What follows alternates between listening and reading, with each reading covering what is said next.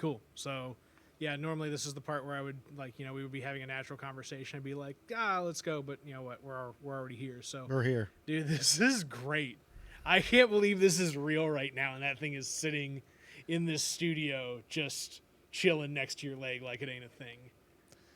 It's I get two reactions. It's either very interested or absolutely terrified. When I messaged it to people as it was walking around, like I messaged to a couple folks and they were like, what? One person was like, "Is that your guest today?" And I was like, "Yeah." And the other person was like, "Those things are terrifying." I'm pretty shy. So, when I'm trying to show a friend, it automatically has a crowd that gathers around, so that immediately puts me in an uncomfortable situation. But the good news is I can stand way back and control it, and everybody's trying to talk to it. Right. You can walk away and vicariously operate through the robot. Right, exactly. But people like carry on whole conversations with it, and I just, use the biometrics to, make it look like it's interested, or look like it's interested in hearing what that person's saying. Hey, man, eventually it may carry its own little Kyle hologram. Right. And that's a good jumping off point to introduce my guest for episode 7, another good friend of mine, Kyle R.L. Baker, and his new puppy, Spot. This is WTF Carbondale, the podcast where it's all about interesting people and their interesting lives tied together to this lovely little place we call home right here in Carbondale, Illinois. So the opening question usually goes to one individual, but it'll go to two. Now we'll start with you and then jump to Spot. How did you get to Carbondale first off? Oh, God. So my soon-to-be wife was at Purdue University working on her master's, and she got an offer to work on her PhD here. Mm-hmm. And we had been dating a little bit less than a year at that point, and it was kind of like, well, I'm headed to work on my PhD. What do you want to do? And I was like, I was at a point in my life, I didn't have any, we don't have any children, didn't have any, real responsibilities. I was like, yeah, let's do this. Nice. So we ended up moving to Carbondale. This was in February 18th, 2010. Mm-hmm. And then like 6 months later, we moved to Macanda. Have you been in that same house ever since? Yeah. Nice. Yeah.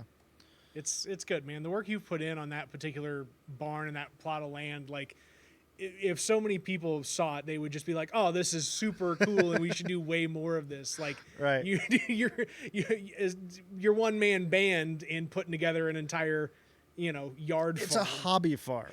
It doesn't make money. It's there for our personal enjoyment, and it's worked out so far. Hey, it's man, nice. And if the world all goes to shit, hey, we're good. you're in a pretty good spot. We're good. We can have all the tomatoes and chestnuts and apples and whatever vegetable we grow in any given year. And you never have to worry about mowing the yard because the goats are there. That wasn't interesting. It was a sheep, actually, but everybody bad. calls them goats. Yeah, we have like 3.5 acres, and it's all lawn. And it used to take me like 4.5 hours to mow. Then we got sheep, and my mowing time went down to an hour. So it was pretty spectacular. That's so cool. That's so cool. And then the little fella you got there next to you. It's a conversation starter for sure. And the funny thing, so it's fascinating, but it's like, so this is obviously for work. This isn't like a personal toy as much as I would want it to be. You don't just go out and blow that much money on. I mean, maybe somebody does, but maybe, not here in Carbondale do we go out and blow that kind of money on that kind of toy. Right. It's really cool, and it starts a lot of conversation, but it's actually like the least interesting thing that we do at work. But yeah, this is Spot, and this is from Boston Dynamics. It's looking at the camera. It's looking at you. Oh right. My God. So it's pretty. It's a very interesting piece of technology and incredibly advanced for what it is, and it's the talk of the town over the last couple of days for people that have seen it. Yeah. I mean, dude, it is. On the first episode, I talked with Allie Quick from the Southern Illinoisan about Like I'm watching this thing through my screen, watching you, watching everything. It's like this is the full circle completion of like the the Terminator technologically and like encompassed bubble that we will exist in. And I was like, yeah, some of the first drone tech by rumor, what I've heard, was developed here in Carbondale. Really? Many decades ago in somebody's apartment somewhere. And it's like, it's just neat to see some of this type of high level technology come back into town and get used for, industry that is itself, developing. Yeah, quite well. Carbondale is really a part of an emerging market in many emerging markets, and really a part of it. And it's really not discussed all that much. And it's so strange. Like, our company works kind of at the intersection of technology and cannabis. Uh-huh. So two really fun subjects. We get to work with these guys and and working with cannabis, or what everybody wants to call weed, or whatever. But there's a lot of science and problems to be solved. Mm-hmm. It's happening right here, but there's not enough people getting involved in it. Yeah. There's so many problems in the cannabis industry as an emerging market, and there's just such a wide open space for people to figure stuff out. This is part of figuring stuff out. Yeah. You Well, know? and I mean, cannabis absolutely is a focus. But I tell you what, I was really taken aback by. I had not been out to the airport in at least several months, if not a year plus. Right. It just wasn't someplace that I was regularly going out to. And a friend of mine came back home, and his mom used to work out there. And we drove out there just to take a look at stuff. And like even in the short period of time since when I had been out there last, like the constant change and development out there and trying to like will this tech park into place has really been. I'm so surprised that I don't know what's behind it, but I'm surprised that the Carbondale airport isn't used more often. Prior to the pandemic, I was traveling every other week all across the country. Yeah. I would have to go to Marion. Marion's a great town, but Carbondale for me is better. Is that going to be aired? It's fine. It's We can already do in it. there. You're stuck. But I would much rather go to the Carbondale airport Mm-hmm. than I would to the Marion airport. Yeah. And I don't understand why there's not that much traffic going through there. Yeah. Whether it's licensing or whatever, I don't know. Well, and this is a good question. I can't remember the gentleman who's been over the airport for years. I've met with him several times. I remember going through the first drone program that they did out at the airport. Through the aviation school. So I may just have to like hit him up and be like, hey man, you got to be on the show. And like, we want to know more about what's going on at the airport and here and there. Now I would guess that because they seem to have a decent amount of private traffic out there. They seem to have, a lot of the training school stuff that's kind of more their focus of kind of this all encompassing activity of the airport and not just totally on, consumer air travel, which is really where I think, Veterans Airport in Marion is. It's much more geared towards, they've got Cape Air in there, Right. Which is, a reasonable medium-sized airline. If It's you've ever, fantastic. It's a great resource for the community. I mean, I think it's great. But again, me selfishly Yeah. would rather go to Carbondale. Yeah, no, So I hear it. yeah, I hear it. And I just love how ingrained you become in this place in the decade or so. I mean, we've legitimately known each other since near the time that you came to town, which is kind of neat. You're another one of those people that came here and it just clicked. it's geographically, it's a lot where I grew up in Western Pennsylvania, but a lot more progressive. Yeah. So where I grew up, it was extraordinarily conservative. Didn't really fit that vibe too much. Moved here. So it was, I had the woods, I had the the forested areas down in Shawnee. We had a small city, Carbondale. There was plenty of meeting places, and really, the university is kind of the economic engine of this area, and you meet really intelligent people that are doing very interesting things. So it's like endless resources of information to go talk to people. It was just perfect, really. So. And it, this is again, I keep going back to that conversation with Allie in episode 1, where she was like, I had a friend tell me it's like, they didn't have to go out to the world came to them. And I was like, I say that, Allie. Am I that friend? She was like, no, it's somebody else. And I was like, great. Lots of people have that kind of view as this being that place where everything can kind of just come here. Right. And commingle and coexist and just kind of comes together, right? And it's different than like a big city setting where everything kind of gets lost in its own pocket because those individual pockets are themselves big enough for people to just stay, walled off from others. But here, there's no one group large enough or one space large enough that people, aren't already forced into interacting with one another. So people have to connect. People have to engage and build that community, build across cultures, build across ideas, build across industry and knowledge bases and all that fun stuff. So It's distracting, isn't it? it's not distracting. It's just enthralling. I could sit here and talk and watch it dance. Well, you were talking day about the airport and opportunities there. There's obviously a cannabis company there. Yeah. It's pretty cool. They might get. Well, I doubt they would care. ISO is a Carbondale company. Mm-hmm. It's really doing some pretty amazing things in the Illinois market. Yeah. This will be at ISO. It'll be the first case in the world where we're doing.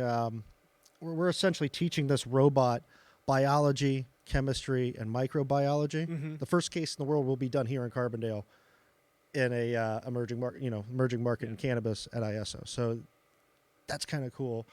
That again, the community gets to be a part of that, and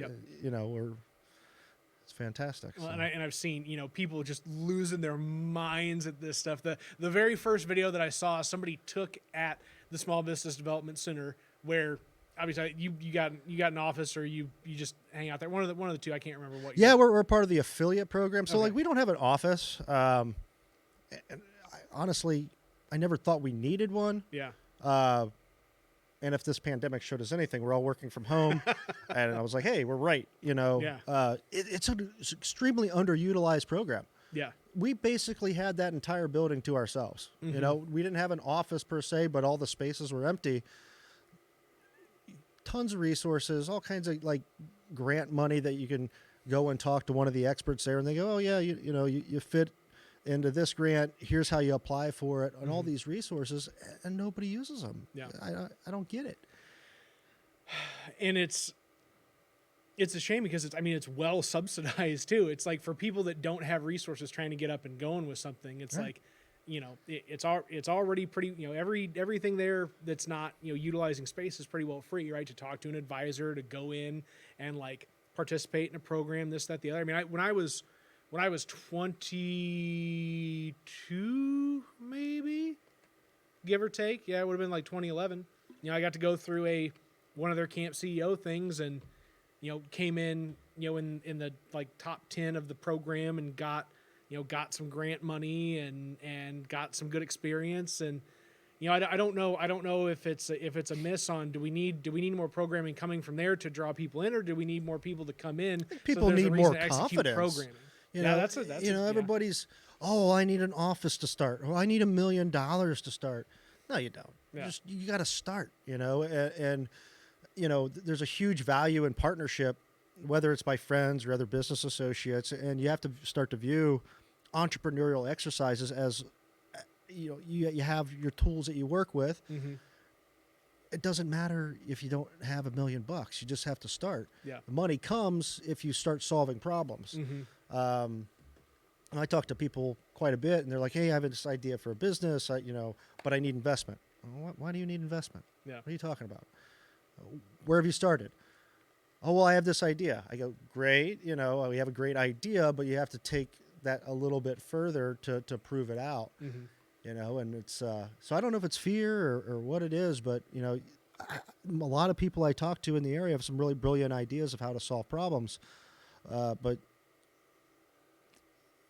they don't take it to that next step. Yeah.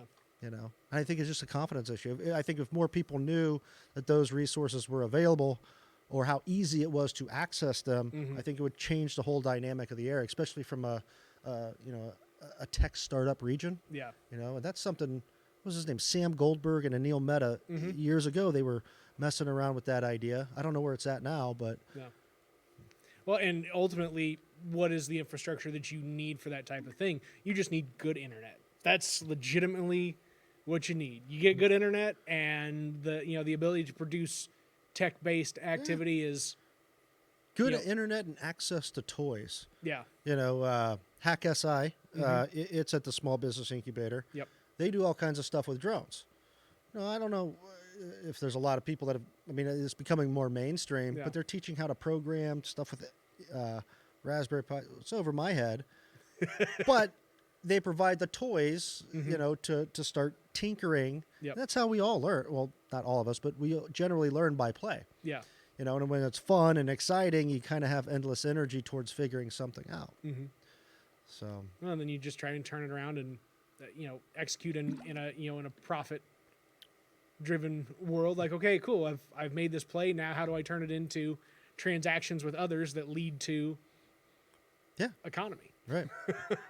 Right. Oh man. No, I've had a Jeremy Packer, another guy that I probably should have on the show.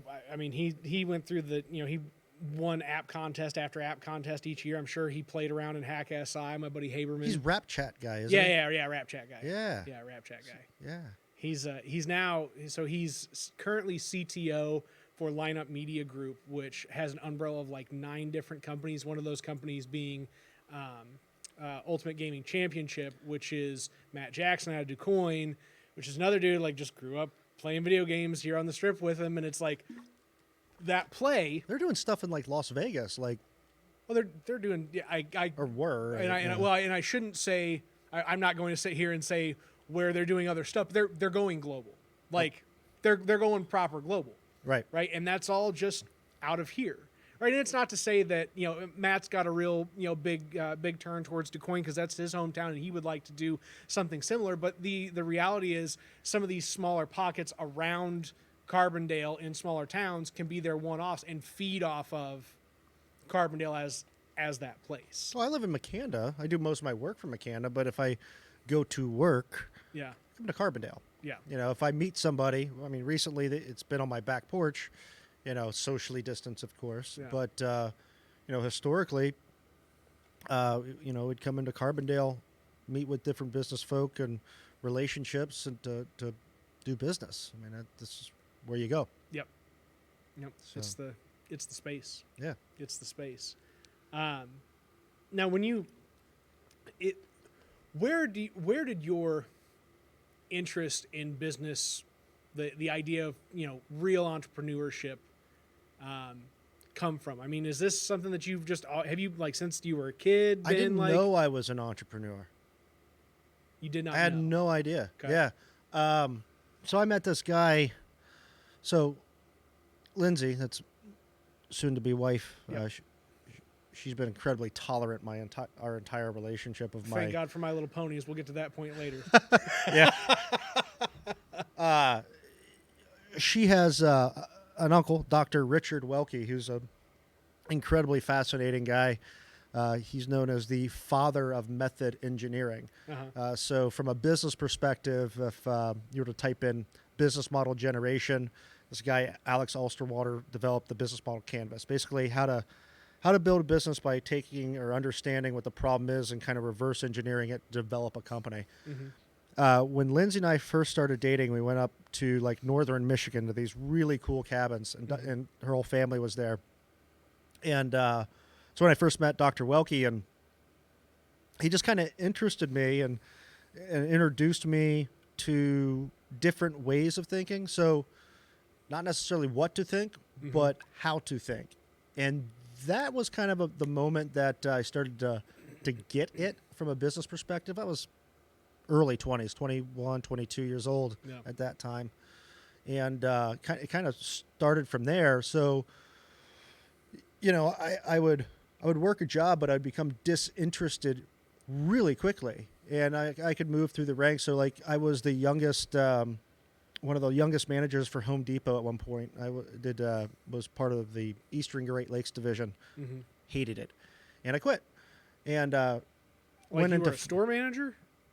no, like an assistant manager? Sorry, I'm no, not an assistant, a district manager for like a department. So I worked on planograms, so how things are put in bays essentially and designed, and then made sure that associates were educated with the different product lines. So I had to go to all the stores in Pennsylvania, Ohio, and West Virginia and do that essentially. And I did it for like 8 months. It was terrible. That's terrible. But so from an entrepreneurial perspective, I have ADHD. I've had it since I was young, and I think that probably plays a factor into both curiosity and getting really bored really quick.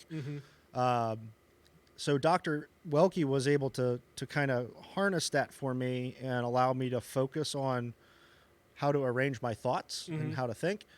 And it wasn't until I was probably 25 that I was like, oh, I'm an entrepreneur. I'm doing these things that are very entrepreneurial, but I had no idea that that's what it was. I don't have a formal education, so it took somebody to go, hey, what you're doing is actually this, and this is why you're doing it, and here's how you need to be better at it. So I don't know if that answered your question, but that was kind of my history of how that happened. Well, I mean, that is indeed the trick. If you're doing something, but you don't know, Right. you know you're doing something, but you don't know what that something is. Right. A little bit of guidance goes a long way. Oh, yeah. He's an advisor currently. I mean, still to this day, he's deeply involved. And actually, he helps set a lot of this up. He was the director of Georgia State's Entrepreneurial Center. So he's really good guidance.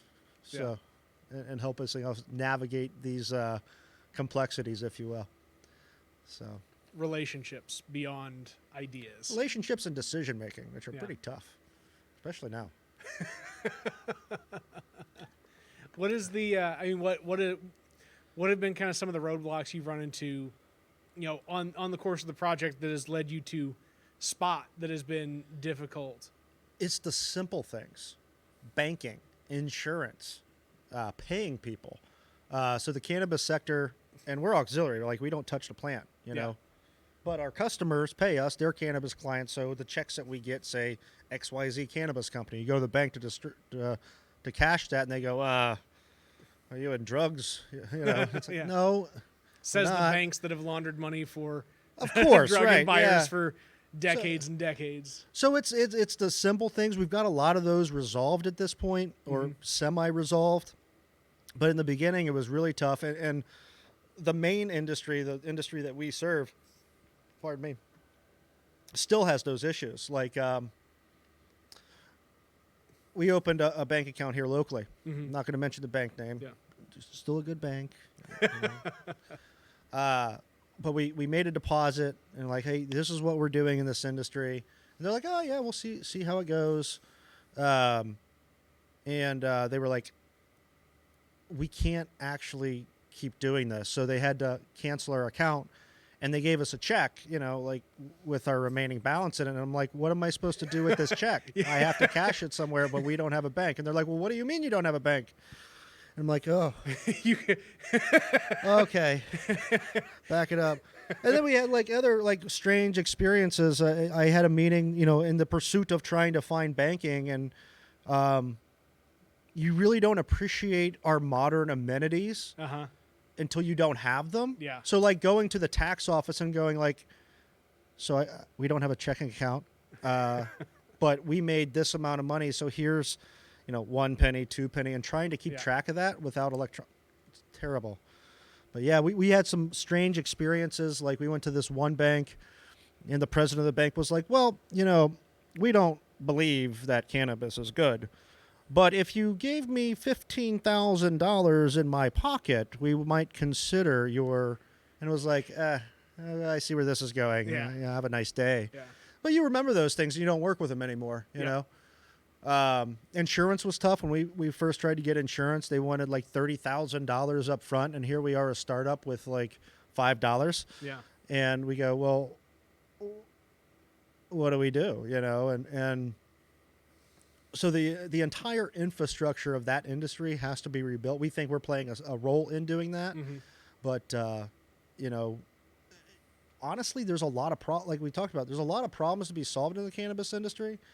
If you can get past the what should be easy part, the rest is all about customer feedback and getting that feedback loop and refine that failure cycle. You know, how does this work? Oh, this didn't work. Let's try something different and keep it going. So, it's, and you know, consumers are almost the final oh yeah, nut to crack in terms of any sort of, you know, business that you're developing. But turns out for every other industry, there's already an infrastructure, right? If you're starting a restaurant, if you're starting a retail store, if you're starting, another app, whatever it may be, right? It's like, okay, there's already infrastructure there. I can bank. I can, set up insurance. I can set up financing. I can do X, Y, Z else that's already built out because my industry has already been legitimized.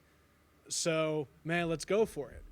But this is not that. You have to solve every other problem to get to a consumer, right, before you even have to solve for the consumer. exactly. And you know, there are no rules. You know, it's federally illegal. Yep. There's that no seems standards. like it would be the rule, but no. Yeah, right. And there's no standard. So, like, literally every modern industry that we enjoy, there's some sort of example or analog or standard involved with it. I mean, the cameras that we're talking into all have electronic standards. Yep. There's rules in different countries like FCC, FAA. It just doesn't exist. So that's starting to happen. And there's kind of an interesting phenomena that happens with emerging markets. And it's like, so a market will occur and people will start making invention in that market. And then problems start happening. So local ordinance actually starts setting the example early on. So like right now, the hot button is odor. Cannabis odor is a big issue. Nobody wants to, or fears odor, of a cannabis facility coming into a town. But there's not a book written on it yet. So we're getting to kind of write our own rules based upon other analog industries. So that's a good thing. But, the cannabis stuff, the medical side with THC, everybody thinks is so sexy. You got the CBD market. Everybody's wanting to grow it. There's actually a bigger opportunity for places like Southern Illinois in industrial use cannabis that grows like a row crop. Yep. And it's not as sexy, but that's fine. But the interesting thing here is, from an agriculture perspective, cannabis can be grown kind of like corn in a row. And right now, it's kind of a chicken or the egg scenario, meaning processors aren't going to build giant facilities to process different cannabis derivatives if the supply doesn't exist. And the supply doesn't want to plant, X thousands of acres if the processing doesn't exist. When people think about cannabis, they might think about, fiber, making rope, but the uses for the plant could be everything from paper pulp to what's called lignocellulosic material that makes black liquor, essentially printer ink binder. You can make biofuels out of it, probably cheaper than current diesel prices. You can make seed cake for animal feed. All of those things can be done off one plant. All that needs to happen is somebody needs to go, hey, we're going to build a processing facility. And kind of at a historical perspective, there's this guy, A.E. Staley, from Decatur. So Decatur, Illinois is the soybean capital of the world. And that happened kind of in the late 1800s. And, I'm going to use kind of an abridged version here. Yeah, but basically, he went to farmers. Soybeans weren't used a ton. It was a new crop in the late 1800s. He went to farmers in the Decatur area, and he was like, hey, listen, I'm going to build a processing facility. I want you to plant these, and if you do, I'm going to buy them. Sure enough, he did, and in like 1997, the A.E. Staley Company became the world's third largest soybean processing facility. Now we see soybeans everywhere. Cannabis has the same ability to do that, and frankly, Southern Illinois is really uniquely poised to take advantage of that. And when you say cannabis in this instance, you're kind of referring to what people would typically think of as hemp. Yes, but so like the 2018 Farm Bill came around, and that legalized cannabis that had a certain amount of THC levels. Like you had to fall under a certain threshold. Is that the 0.03? Yeah, that's right. That's right. And that's cool. That's cool. It offered a loophole, and CBD is a really interesting molecule. It's kind of a buzzword word, still is. But thank you, Family Video. No, yeah, Family Video. Oh my gosh. Any and every little shop around that. Yeah, that gets me on another whole tirade. We work closely with different regulators and lawmakers, and we're working with one of the standards organizations called Focus. I'm going to give a plug to Leslie. Plug It's it the away, Foundation of Cannabis Unified Standards. It's a good acronym. Right. It's a really good acronym. It is.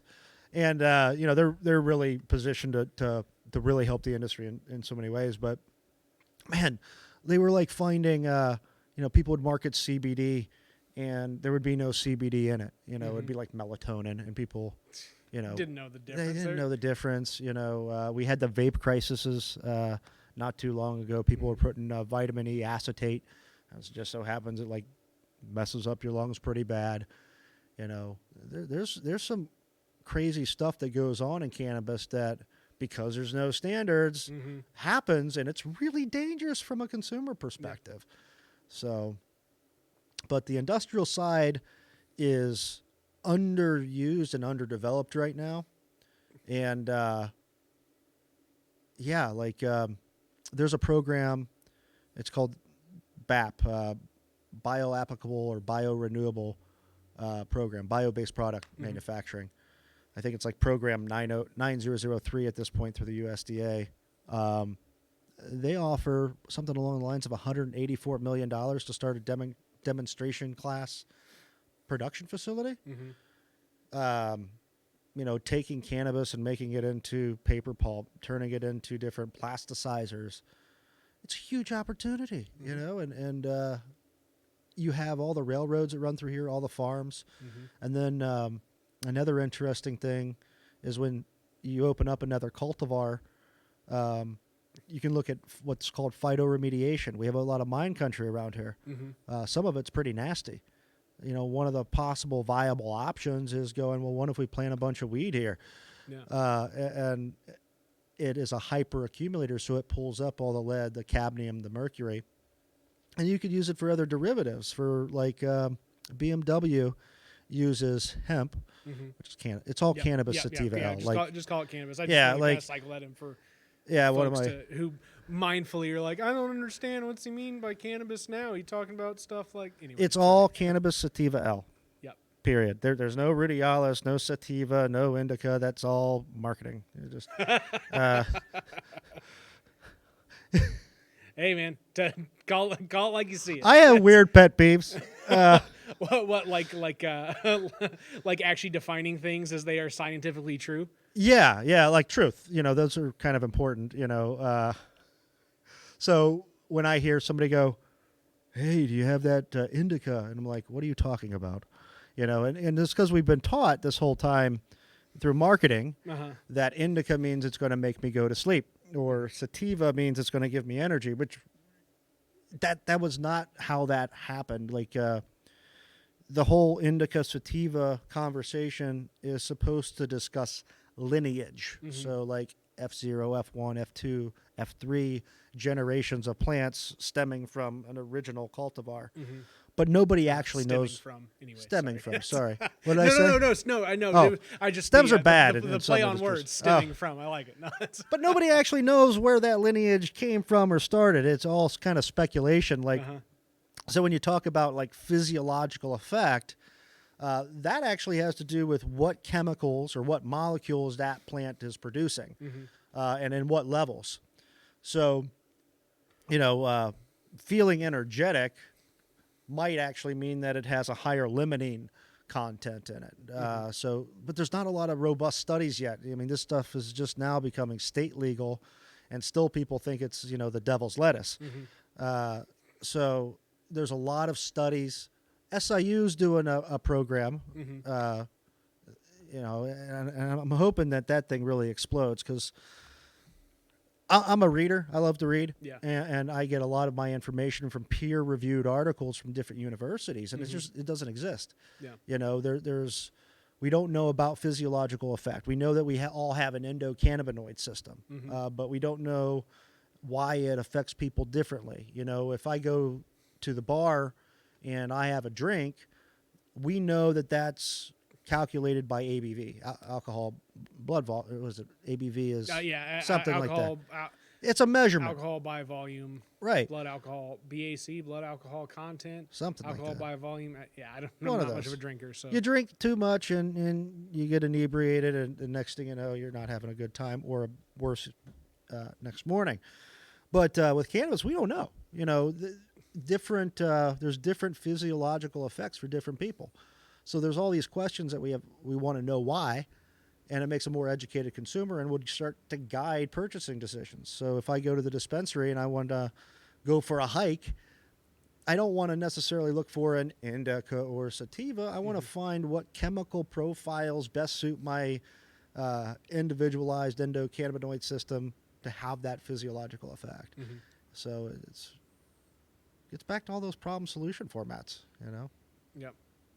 Is that what you described there? Ultimately, what Ben tried to put together with his product, was that what he was trying to solve for? Yeah, that's Cannabinder, which it's still moving through. There's other offerings in the marketplace right now. Leafly is trying something. It's in my opinion, personally, it's kind of ugly. There's a couple other different offerings that are trying to express chemical profiles. I still like Cannabinder quite a bit as an offering. I think it's a little more robust and striving for more detail on the physiological side. Now, how do these different things actually do the analysis of the whatever the cannabis product is, right, and provide that feedback to a consumer? And to give a quick context on this for folks that are listening, the guy, was it both him and Jeff, right? Is that it? I can't remember his name. Tom, there we go. So was it both Ben and Tom? With Cannabinder? Yeah. They were both here at some point in time. Students at SIU, at the SBDC, all that fun stuff. Exactly. It was Tom, Ben, and another guy named Lyle. Okay. So that, just to give people the idea that this particular product or this particular system that we're talking about ties back to people who, ultimately made this product after having connected here in Carbondale just the same. So my bad. I'll pass it back to you. Yeah, don't put water on the very expensive robot. We won't tell Boston Dynamics. Right. Yeah. So the physiological effect, Cannabinder, I think, has some legs there. I'm really rooting for him. Yeah. So, yeah. That's good. There was something that I said that I wanted to come back to and talk about earlier. Now I can't remember. You were talking about testing, like how does... Oh, well, how would similar products work? Like, do they just scrape off a piece of a plant and then do some sort of chemical analysis that tells people? So again, whatever? No standards. Yeah. So everything's different. Like literally, it's one of the biggest problems that we're facing in the industry is that if I go to company A and get tested, it might be completely different at company B. Yeah. Now, company A and B will tell you, hey, we're the best, but until there's standards in place and they're held to that standard, you don't really know. Yep. Kind of like octane and gasoline almost. Yeah. Well, yeah. Imagine if the octane and gas, if they were able to shop around and say which test they like the best. Okay, yeah. So that happens. So basically, you have batches or lots in cannabis. So medical cannabis or licensed cannabis that has high THC content, you're going to want to group it into a lot or a testing batch. So recently, the state of Illinois, it's like 20 pounds per lot, if you will, and there has to be a sample taken out of that lot. And it'll run through a battery of tests, microbial testing, pesticide testing, total mold and yeast in different states. But typically they run through some form of mass spectrometry, basically igniting it and seeing what chemicals, what kind of the chemical fingerprint of the individual chemicals or molecules. That's what they're looking for. So when they say, you know, THC versus THCA, CBD, that's being done and assessed generally by some form of mass spectrometry.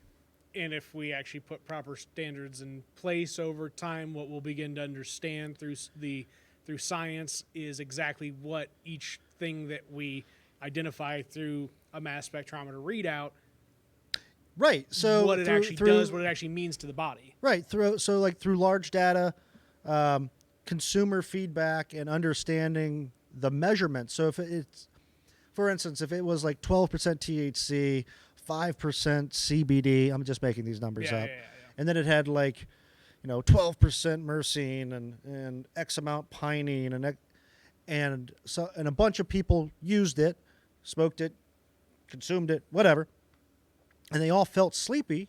Well, we could probably make a good assumption that chemical profile made you sleepy. Yeah. But you don't know until you collect the data. And that might be 5, 6, 7, 10 years out. It's new. Stuff takes time. I got to use an interesting analogy kind of towards the industry. Between 1920 and 1925, what we see is kind of the modern turn signal exists, or that exists. That was invented. So yeah, 1920, 1925, the turn signal was invented, the electronic one. In 1938-ish, Buick started to mass market the turn signal on all their vehicles. And then in 1960, the turn signal became a part of standard equipment by actual standards. And it wasn't until 1968 that it actually became part of federal regulation. So that's a pretty long time. So you have cars, automobiles. We didn't always have speed limits. We didn't always have cars. It had to go through an innovation cycle, you know, and all the different features that we get to enjoy today or not enjoy. There was a post on your website the other day about people not using their turn signal, but and I see it. That's people and their feelings. I love it. Right. So technology and emerging markets kind of follow this kind of unique phenomena, and we're seeing it in real time here. This is our generations, if you will, emerging market, just like the computer people, from the 60s all the way to the 80s and 90s and to current. That's cool. Yeah. I mean, it's cool to think about. And it's cool to think about having an opportunity to capitalize on it here and just do whatever we can to get our own little slice of the pie. I think it has a good chance of doing it. Yeah. I personally would always like to see things happen faster, but that's not always the reality.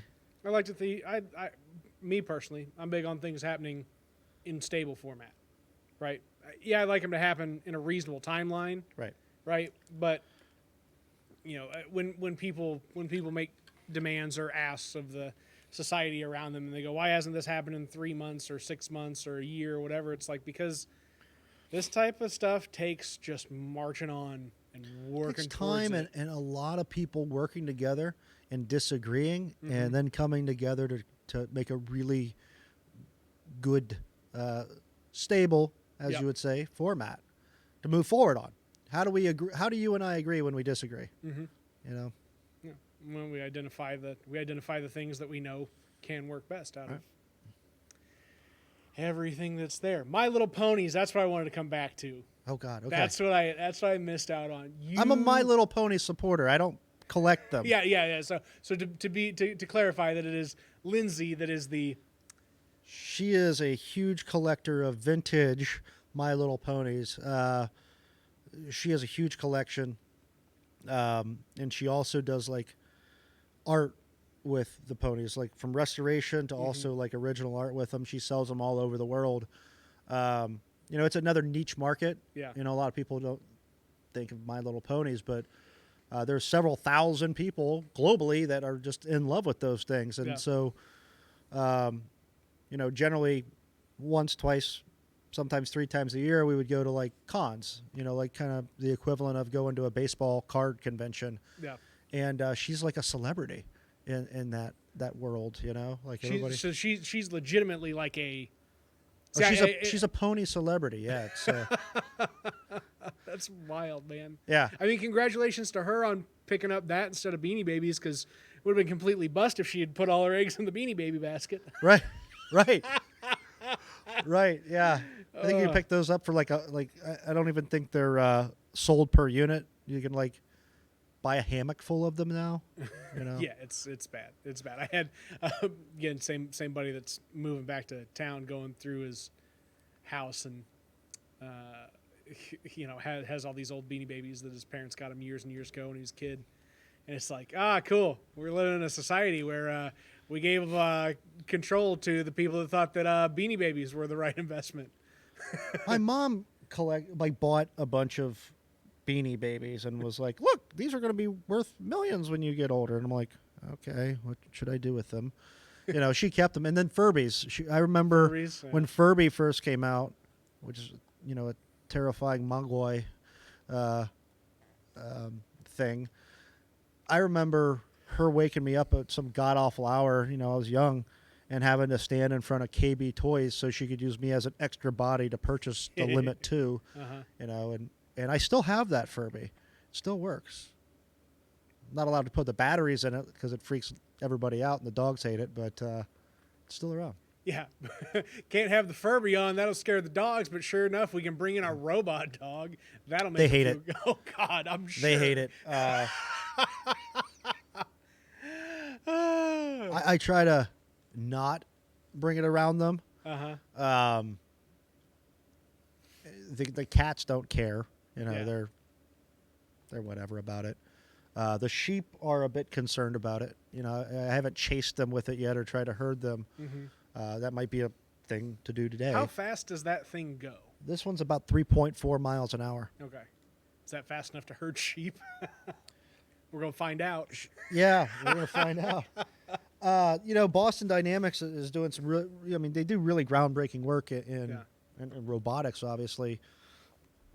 I want to say they're, I don't know the official name of the program, but you can look up Cheetah, Boston Dynamics. It went 28 miles an hour on a treadmill, which is incredibly fast. Yeah. Then they have Atlas, which I really want to get my hands on at some point to see what that application will be in our field. It's a biped, and you know, sometimes robotics can be truly terrifying. You can kind of see a future glimpse of like the Terminator in it. You know, it's doing backflips and somersaults, and it's some incredible stuff. I mean, it's far away from being, you know, what we might imagine as AI or sentient and being. That's way far away, I'm sure. But just from how a machine takes on living characteristics, you know, because it's more efficient, you know. Do you have any clue why Boston Dynamics is specifically like a Boston-based company? Like, have you dug into the background on them and everything? I've always been impressed by their ability to manage their public profile with just a slow drip of information when they feel like it. Like, Boston Dynamics is known because of their products, but because of their they were an ability to R&D. control their So like messaging. the CEO just came out with an interview, and I don't know if he's the original CEO, but it's the current one. You know, Boston Dynamics was, you know, primarily an R&D company, and you know, going back to the early days, if I recall properly, like DARPA was one of their original like supporters. Like they won a DARPA contest, and that kind of helped propel, you know, that company forward. Right now, it's owned by partially or in full by SoftBank. Is SoftBank the same one that dumped all the money into WeWork, or is that? They've made some brilliant investments and some terrible really investments. bad That's for sure. Yeah, I mean, cool. Thanks to them for. Don't get me started on investments and stupidity. Yeah, no, we haven't even touched on that part of your life. Again, my pet peeves. God, as a startup, I get hugely frustrated of the. Can I cuss on here? Yeah, fuck shit that I see. A couple years back, there was a novel invention that was essentially a device that squeezed pouches to make juice. Oh yeah, that was literally only just a pouch squeezer. Yeah. That was it. There was no proper innovation. And they wanted to run it like on a subscription model. And they raised, I want to say, $80 million or $80 million. I don't even remember. Yeah. Anybody that gave them $1. Juicero? Yeah, something like that. That's, What the heck? I mean, that's the type of thing where people have thought they solved for the consumer first, but didn't solve for anything else on the back end. right. Like they didn't actually solve for a technological issue. No. Right? They didn't solve for a systems issue in terms of, the actual system of business that goes in around an organization. They just solved for, we can get a customer to buy this and press a button and do this, but then the mask is off and all of a sudden. In my opinion, there's a massive issue with people starting business just to get investment. Yeah. That's their intent. That's it. Yeah. They actually celebrate raising additional funds. Well, when you raise money, you have a fiduciary responsibility to those investors. Yeah. They don't care. What they're doing is they're not creating revenue. They're not actually solving any problems. Therefore, any money they make is a direct reflection of the investment that they get to continue their operations. Mm-hmm. They don't solve problems. There are rare instances that, that model works, but maybe an Uber model. I mean, is that a reason? I mean, yes, they've actually got tech backing though. They had tech backing, and I think that they were really truly trying to solve a problem, but like we were talking earlier kind of about innovation and people wanting not to do things because of lack of money or resources. Yeah. There are literally people out there where their goal is, if they want to start a business, it's just because they can raise money, and it's just a project, and they don't. There's no real end goal for it, and we see it a lot. Thanos was one of them. Yeah. They didn't have anything. We could reference another person, business or two that's coming to top of mind right now, but they know who they are. They know. Man, no, I mean Whispers quietly. and I've got it's interesting after 2014, so after nearly 7 years of having an incorporated business and in brand advocacy group, it's like all it's been for 6.5, nearly 7 years is just me fiddling around with people's Facebook pages, and like that's been what it is. But it's always been in place to like be something else, right? To grow into something else. And sure, it's taken 7 years to get to another point, but it was only as a as that thing to be there until step it became 1, step 2, step 3. And here we are on, I would say this is nearing step. I would say this is probably like closing in on step 2, like starting the podcast and putting together some of the other projects that, do whatever you gotta do, man.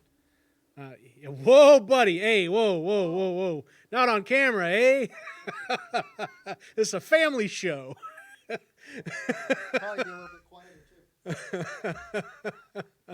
Was that 30%? I need to save some battery to walk it back out of the car. It's about 75 pounds and not exactly pleasant to carry. Yeah. So I hear that, and I still want to just see it walk up and down the street once. I maybe we can. Anywho, so the I mean this is legitimate, like getting into the multimedia space and producing stuff, right? I've produced several different pieces of media, long form, outside of this multi-camera and putting together production crews. Like that's where ultimately I want it to be, and it's like that's the type of thing where you just do it, right? Like I've never, I've never asked somebody for money so I can grow this business, so I can hire people, so I can take on more responsibility and blah, blah, blah. It's like take it a bite at a time. And right. Just how to eat an elephant. Yeah. One bite at a time. Because nobody's tired of hearing that phrase. We were talking about that this morning. Actually, Dr. Welke and I, we were talking about our company's existential crisis of what do we do and what problems do we solve? Because it's pretty broad, what we're doing. And we definitely have a customer, but the problems that we're solving and the vision of where we want to go, we're taking those steps. And it's like, well, how do we describe that? I'm like, well, it doesn't exist. Like there's not examples of it yet, so we're kind of creating it. So Yeah. we're trying to figure out what flavor Kool-Aid we are right Well, now. and this is where you can take a pass if you don't want to divulge too much information. But what specifically are you doing? Right? Oh, we've talked about being in the cannabis industry Yeah. and having spot to do stuff in the cannabis industry, but we haven't said specifically what it is that you do in the cannabis industry. We are a compliance company, essentially, a problem-solving compliance company. So in cannabis, mold and bacteria and pesticide use is a real problem. So the cannabis sector, medically, recreational speaking, has a very limited tool set of what they can use. So in typical agriculture, let's say for a tomato, if you have a mold issue, you can use something called myclobutyl fungicide. And it gets rid of powdery mildew, botrytis, and other type of fungal issues in tomato production. And you can wash it off with soap and water. It's not a big deal. It doesn't pose a health risk to humans. But when they use that type of stuff on cannabis, when you combust it, because we don't smoke our tomato. Yeah. I don't. You don't smoke your tomato. Maybe some people are smoking the tomato. But It's like that Simpsons episode, tobacco. Sorry. I would discourage people from smoking a tomato if it had myclobutyl fungicide on it, because it turns into hydrogen cyanide gas. So, people were spraying this stuff on and solving one problem, but creating huge consumer health and safety concerns along the way. So our intent, I have a background in risk management and in econometric modeling. We said we have to identify what's the causality. Well, what's the causality of non-compliance? Well, it's mold. Why are they putting pesticides on plants? Well, because they have mold. So it kind of came all back to that. So we partnered with an organization out of California that allowed us to detect mold and bacteria in real time in the air. And then we partnered with another company that allowed us to destroy the mold and bacteria without leaving residues that was compliant to using cannabis. So essentially what we did was we created, we're an aggregator, if you will. So we're a platform that is on the long chain of value, and as an aggregator is the definition. And we created what we called the EDIS, which is the EcoBudge Digital Immune System. So it's able to detect pathogens in the air, and the system reacts to terminate that. And that was the first step, kind of the problems that we were solving, because of cannabis industry. If the plant has mold on it, or yeast, or bacteria, it doesn't pass testing, and they can't sell the product. So we solved that problem. If it has pesticides, they can't sell the product. So we solved that problem. The next step of what we're doing currently is all the data that we're compiling, we're actually working in the insurance sector as well in order to actually insure that product. And if you want to solve a problem fully, not one solution is the answer. Yeah. Because time and probability, shit happens, if you will, right? Yeah. So the way you combat that is through insurance. It's just kind of like auto insurance. You might not mean to swat a spider and, let your foot off the gas and back up and hit your neighbor's house with your car. It was an accident. So yeah, that's totally a Right. what's the word I'm looking passive aggressive. No. Oh. When something is theoretical, it's hypothetical. Hypothetical. Yeah, completely a hypothetical situation. We have auto insurance, we have home insurance. We don't plan on, wrecking our cars or getting into an accident or having a house fire, but they happen. Yeah. The way we solve for those one-off instances is through insurance. Yeah. So our pathway is more of an InsurTech pathway where, yes, we are solving these problems extraordinarily effectively, but what's the end goal? Well, the end goal is to try to solve a problem fully, which you have to take into account the statistical probability of something happening. We can have the best, most effective systems in the world, but there's always going to be one-off instances where we might have a problem. The way we have to solve for those is assess the value of that problem being solved and insure it. Yep. So that's where we are now. That's brilliant. Yeah. I love it. I mean, and it's such a complex thing that you're able to boil down into a pretty digestible. It's dynamic, but that's the point. Like, so if we're able to solve these problems, when they're installed and everything's working properly, they really forget about the problem because it's not in front of them. Yeah. Neat. That's where we want to be. And then Spot facilitates. Sensors are really, really expensive. So if you need hundreds of sensors, what we're currently trying to figure out is how do we take hundreds of sensors, condense it down to one or two, and mobilize it. And so it functions as many. That's the purpose of this guy. It's exciting stuff, man. Yeah. And it's here. It is. It's here. It's here. Like it's not theoretical. It's not conversational. It's not concept stages. It is. Well, here. you want to go for a walk and maybe record it? We can add some stuff to it? I may do just a separate video altogether that's just like this thing walking down the street and walking into a bar or something and play along with it as kind of like a little fun. But we'll do something cool with it. I think that's a really good point to jump off on. Kyle, I appreciate the time, man. I think people are gonna love this. We'll see. Yeah. It's this is just. This show's all about interesting people and the interesting stuff in their lives, and it's about as interesting as it gets right now. Thank you all for joining. It's been episode 7. Again, my guest Kyle R.L. Baker and his new puppy Spot. I don't know. Let's try out a new exit line and see if it sticks. Have a good one, whatever that one may be. See you, folks.